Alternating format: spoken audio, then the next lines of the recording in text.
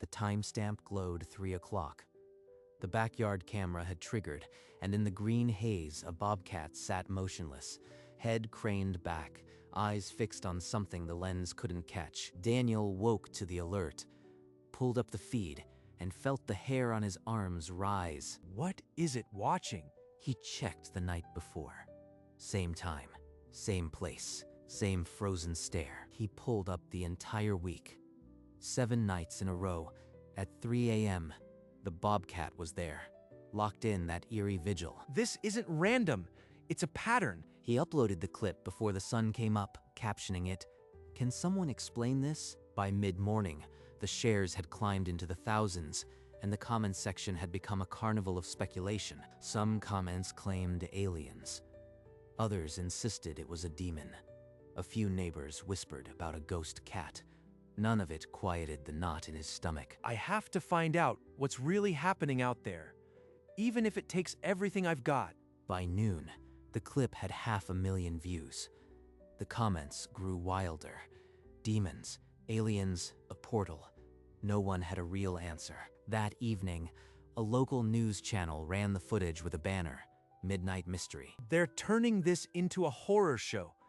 What if something real is behind it? A neighbor, Mrs. Kelly, stopped Daniel at the mailbox.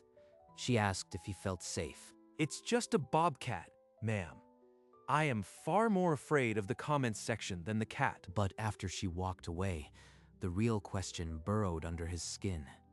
What did he actually know? I need someone who studies wild animals. A biologist, not a paranormal investigator. He searched and found a name, Thomas, a wildlife biologist with the state agency. Every night at 3 a.m., a bobcat sits in my yard staring upward. I need a scientist, not a ghost story. Please let him take this seriously. I can't have this hanging over me forever. The email from Daniel Reeves arrived with one attachment. Thomas, a state biologist, nearly dismissed it. People panic over bobcats. It's rarely anything interesting. He opened the clip anyway. The green night vision showed a bobcat frozen solid, staring upward at nothing visible. That stare. It's not scanning for prey. It's fixed vigilance. Something has its complete attention. He called Daniel, and when the homeowner answered, his voice was a mix of relief and fear. You are the first person who didn't laugh. I've got 7 days of this. Same spot, same time. Send it all. I need to see the timestamps. If it's as regular as you say, there's a scientific reason. Daniel sent the archive. Thomas opened the clips on his monitor, lining up the time codes across multiple nights. Every single night at 3 a.m. Not a minute earlier, not a minute later. He decided he'd drive out at dawn. The pattern was too precise to ignore, and he needed to see the backyard with his own eyes. Thomas pulled into the driveway just after sunrise. Daniel met him on the porch, dark circles under his eyes. You really came. I wasn't sure anyone would take this seriously. Show me exactly where the camera points. I need to understand every sightline. They walked the yard. Thomas checked reflective surfaces, porch lights, anything that might trigger a false alert. Nothing explained the bobcat's frozen upward stare. No lights, no motion sensors. This isn't about ground-level disturbance. It's something above the camera's frame. I'll mount a thermal camera and a wider trail cam. If something passes overhead, we'll catch the heat. He strapped the trail camera to the oak tree at the yard's edge, angling it upward to catch the patch of sky above the bobcat's waiting spot. The thermal will log every moving heat source. If anything flies past right before 3, we'll see it. He handed Daniel a compact thermal unit and showed him where to aim it, toward the tallest pine at the property line. I am giving you full access to the feeds. Let's catch whatever is making her do this. The following morning, a well-known skeptic posted a reaction video calling the footage a cheap hoax, a timed recording. Within hours, Daniel's inbox was buried in accusations. They're saying I edited it, that I planted the bobcat. His boss pulled him aside at work, asking if the viral commotion was going to be a distraction. He didn't say it outright, but he was telling me to drop it. Across town, Thomas fielded a tense call from a senior researcher who warned that associating with a paranormal hoax could stain his career. That evening, Daniel and Thomas sat in Thomas's truck, the rain hammering the windshield. The argument boiled over. If we release thermal readings now, they'll pick them apart. We need visual proof, not just data. I am losing my reputation. My job is on the line. We have to give them something. Thomas didn't back down. He made Daniel promise to give the cameras 2 more weeks before saying a word. Daniel went home that night and sat alone in the dark, staring at the countdown to 3 o'clock. He had never felt more trapped between a mystery and a world that was ready to burn him for it. Deep into the night, Thomas replayed the thermal data. He'd sifted through 100 hours, still chasing an invisible ghost. There, at 2:53, a heat signature, fast high, cutting across the sky. The thermal showed a winged shape gliding across the yard, vanishing into the dark. He pulled the security footage. At 3 a.m., the Bobcat appeared, frozen, staring upward. 7 minutes after the bird, she was there, staring right at the flight path. He checked every other night. The pattern repeated. A bird at 2:53, the Bobcat at 3, staring upward. He sketched a timeline in his notebook. Flight at 2:53, Bobcat at 3. The lines aligned too neatly for chance. He grabbed his phone. Daniel answered on the second ring, voice thick with sleep. Daniel, I found something. A bird flies over your yard at 2:53 every night. We need a starlight camera to identify it. A bird? That's real. Not a ghost, not a hoax. When can you set it up? That night, Thomas mounted a starlight camera high on the oak, aimed at the dark corridor the bird always crossed. At 2:53, the camera fired. The image was unmistakable. A barn owl, white underbelly stark against the stars, gliding without a sound. Tyto alba. She hunts a fixed route nightly. If she drops prey, the timing could explain everything. He dove into the ecology. Barn owls cache kills and sometimes lose them midair. The Bobcat's spot aligned perfectly beneath the flight path on a whiteboard. He drew the timeline. Owl flyover at 2:53, Bobcat arrival at 3, the same 7-minute gap every night. She's learned the owl's schedule, Daniel. She waits for it to drop prey. Interspecies learning, the first documented case like this. She figured out when the owl would pass? That's not just instinct, that's intelligence. But right now, it's a theory. We need the camera to film the owl dropping prey and the Bobcat scavenging it. Without that evidence, skeptics would call it a coincidence. A beautiful explanation that no one had to believe. We'll stay on it, night after night, until the camera catches the full chain. No one will ever call this a hoax again.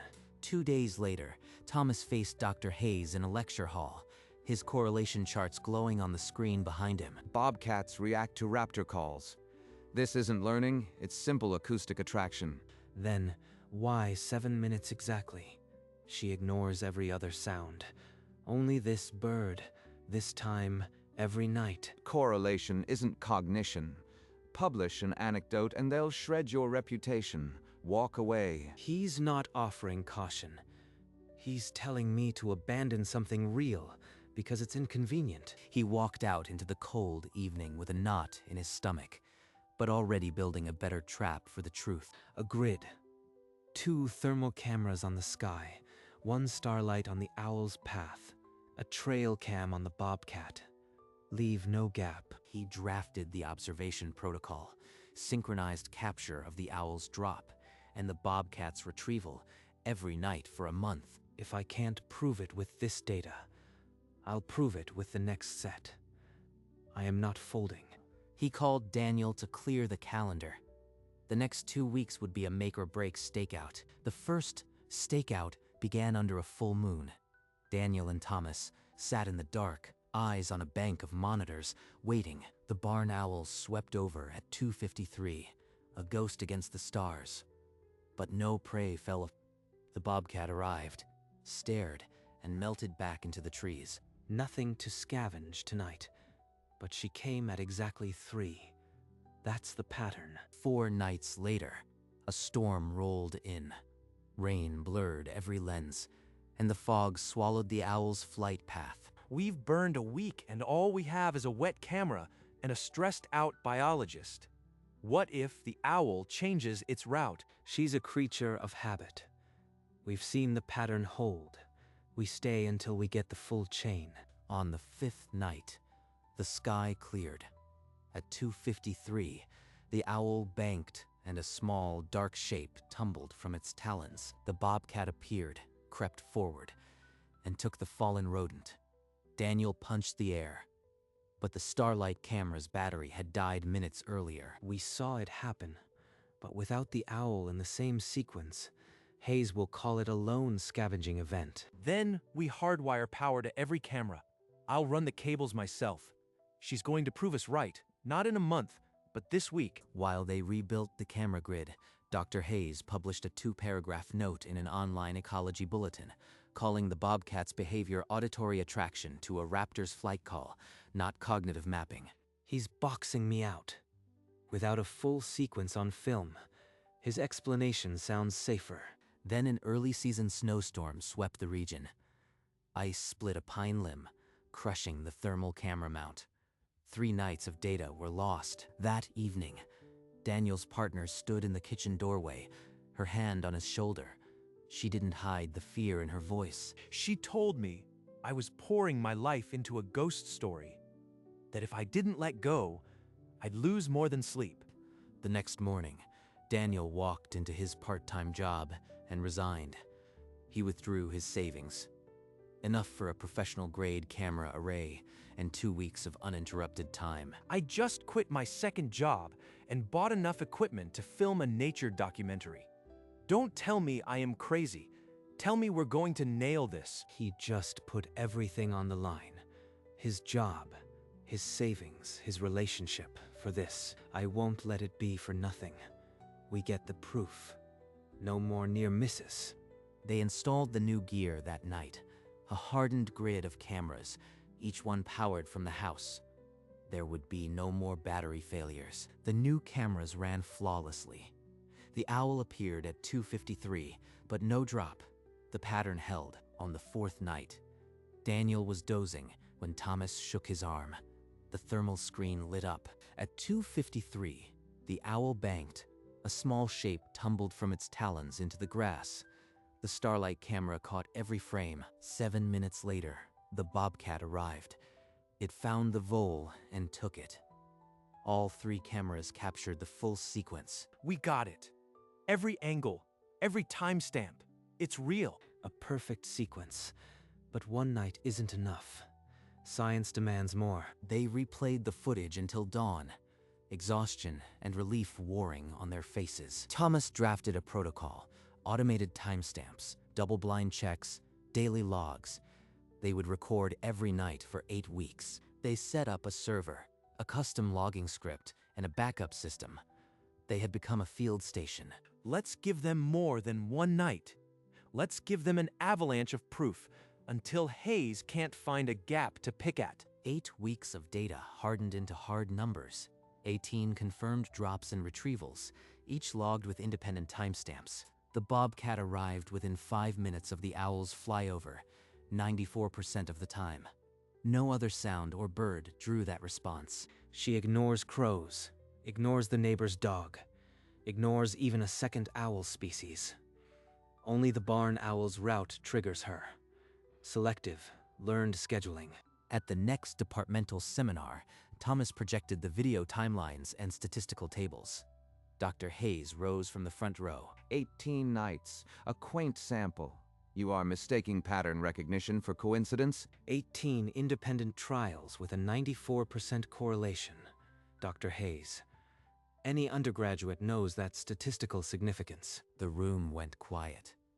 Hayes offered a curt wave but no counter-argument. That evening, Thomas finalized the manuscript. He titled it Interspecific Learning in Lynx Rufus. Scheduled scavenging of barn owl kills. After everything, my job, my savings, my relationship.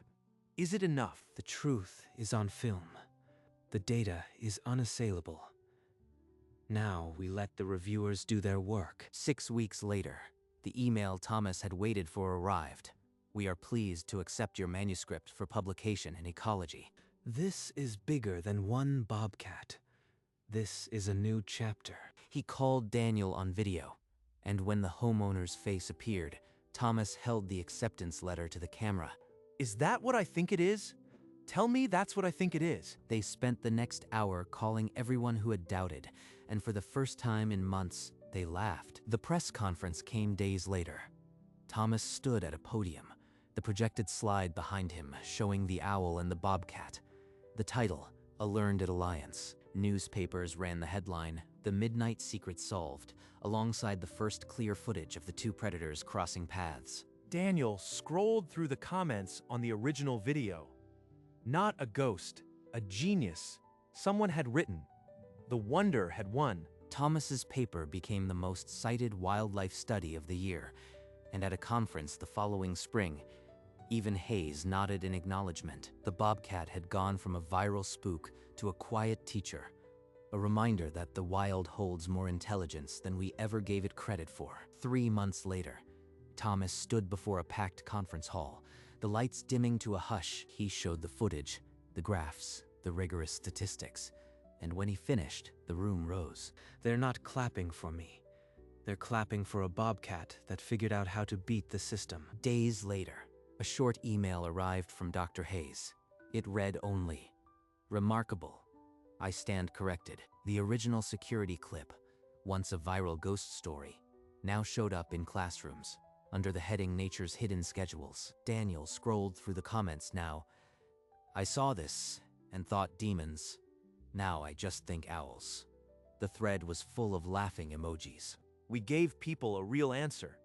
Not magic, just the quiet genius of a wild cat. A wildlife magazine ran a cover photo of the bobcat, not staring upward, but draped lazily on a sun-warm rock, a portrait of resilience. Thomas and Daniel stood for a photo beneath the oak, cameras clicking, the two men who had refused to let the truth go. I kept the old camera running. Every night it triggers, I just smile. She's still out there keeping her appointment. 6 months later, the 3 a.m. alert buzzed on Daniel's nightstand, but he didn't jolt awake anymore. Same timestamp, same bobcat. It's become like a night shift neighbor clocking in. On the screen, the bobcat sat frozen, staring upward. Then a ghostly barn owl crossed the top of the frame. The bobcat turned its head, followed the owl's path, and then walked off into the dark yard. No mystery left. Just a quiet transaction between two wild beings who learned each other's schedule. He set the phone down, took a sip of cold tea, and let the darkness settle over him without a trace of fear. The security camera stayed live, showing only an empty lawn and the steady green timestamp. No ghost, no curse, just the ordinary magic of overlapping rhythms older than the houses that stood there. The bobcat and the owl would meet again tomorrow night, their quiet contract unchanged, and the world slept on. The timestamp glowed 3 o'clock, still, as it always would, a small green witness to an answered question. A year later, Thomas published a follow-up on 3 more bobcats using raptor flight paths to scavenge. The new field of urban predator cognition had a foundation. At the preserve entrance, a small bronze plaque marked the discovery. Daniel walked the trail most mornings, his dog trotting ahead. The old camera now a garage relic. She's still out here. The tracks are deeper than yesterday. He crouched, tracing the bobcat's prints in the mud, following them toward the old oak. The bobcat lounged on a sun-warm rock, no longer frozen in that eerie stare, just resting. An owl ghosted overhead. The bobcat lifted her head, tracked it with familiarity, then lowered it again. She hears the owl and doesn't stir. It's just another neighbor now. He called Thomas that evening and described the scene, still filled with wonder at the quiet coexistence. Thomas chuckled softly. "The best discoveries," he said, "are the ones that keep opening our eyes." Daniel scrolled through the old video's comments. They no longer screamed hoax. They whispered amazing. And who knew? I could repost it. Not as a ghost story, as the real thing. He clicked repost and typed a new caption, "Not a ghost, a genius." Within hours, the post reclaimed its viral crown. But this time, the comments were all hearts and light bulb emojis. Thomas took the stage at a TEDx event, the bobcat owl image towering behind him, and he began. We thought animals ran on instinct, but this bobcat rewrote the calendar. Cognition is everywhere. If we just look up. A time lapse of the backyard across a full moon cycle showed the same rhythm. Owl shadow, bobcat arrival, every night. On the final frame of the sequence, both predators appeared together. The owl banking left, the bobcat crouched below. A perfect accidental symmetry. The bobcat carried the prize into the trees. The owl sailed on. The camera lingered on the empty grass. Timestamp 3:07. The two hunters would never acknowledge each other, but their quiet pact was now a story shared by millions. Years later, the bobcat still came, older but steady, still at 3. Daniel knelt beside his daughter on the porch, pointing at the old security camera. She's been coming since before you were born. She waits for her owl. The child looked into the dark, her eyes wide with wonder, not fear. On the phone screen, the bobcat sat, but beside her a smaller shape, a kitten, mirroring the upward stare. The barn owl sailed overhead, and the kitten's head tracked it, learning the ancient schedule. Daniel watched through the kitchen window, a cup of tea in hand, and whispered to his daughter. That's how we solve mysteries. Not with fear, but with watching. The timestamp read 3 o'clock, but it no longer felt cold. It felt like a pledge. The eerie green frame now held only peace, a quiet inheritance from one generation to the next. The answer was never something to fear. It was simply a neighbor learning another neighbor's routine. In the quiet hours, the world is full of such partnerships, silent, ordinary, and magnificent. Daniel and his daughter still watch the old camera, not for answers, but for the joy of witnessing. The plaque at the preserve reminds hikers that discovery often begins with a simple question. The bobcat rests, unaware of the gift she gave us, a new way of seeing the wild. The owl still hunts, silent and precise, a teacher of schedules we never knew existed. The green frame still glows, a testament to the ordinary magic of overlapping rhythms. And somewhere in the dark, a kitten learns the same old song, passing it to the next generation. The partnership endures, a quiet contract, older than our fear and deeper than our wonder. The timestamp glows 3 o'clock, and the world keeps turning, wiser for having watched. Miles away, in a town untouched by the viral story, a smartphone buzzed on a nightstand. A new motion alert from a backyard camera. The timestamp read 3 o'clock. The homeowner, half asleep, swiped to view. The familiar green night vision, the same frozen silhouette, a bobcat, head tilted back, watching. The grainy clip showed no owl, no explanation, just the patient vigil. The caption read only the location and time, a quiet echo of a story that had already changed the world. It wasn't the only one. Across the country, similar alerts were stacking up, unnoticed. The discovery was not a fluke.